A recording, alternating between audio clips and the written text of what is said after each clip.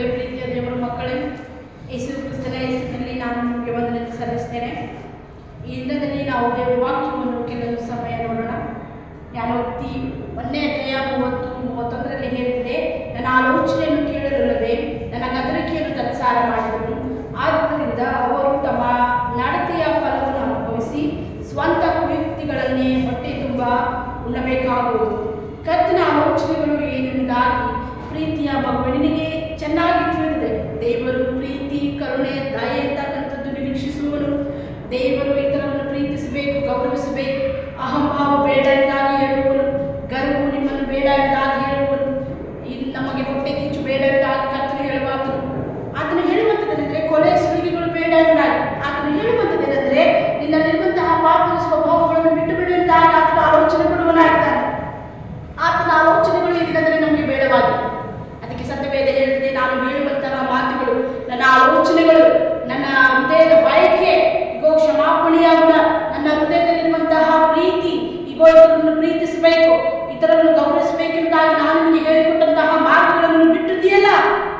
ಈ ಕಾರಣದಿಂದ ಸತ್ಯವೇದ ಹೇಳ್ತಿದೆ, ಆದ್ದರಿಂದ ಈ ಕಾರಣದಿಂದ ಅವರು ತಮ್ಮ ನಡತೆಯ ಫಲವನ್ನು ಅನುಭವಿಸಿ ಸ್ವಂತ ಕುಯುಕ್ತಿಗಳನ್ನು ಹೊಟ್ಟೆ ತುಂಬ ಉಣ್ಣಬೇಕಾಗುವುದು.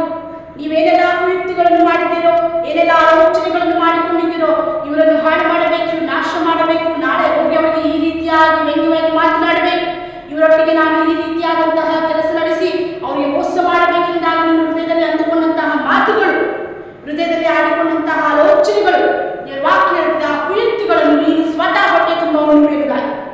ದೇವರ ಮಗುವೆ, ಈ ದಿನ ನೀನು ಸುಧಾರಿಸಿಕೊ. ಈ ದಿನದಲ್ಲಿ ನೀನು ಎಚ್ಚರಗಳು. ದೇವರು ಹೇಳುವ ಮಾತನ್ನು ಮನಸ್ಸಿಗೆ ತಂದುಕೊ.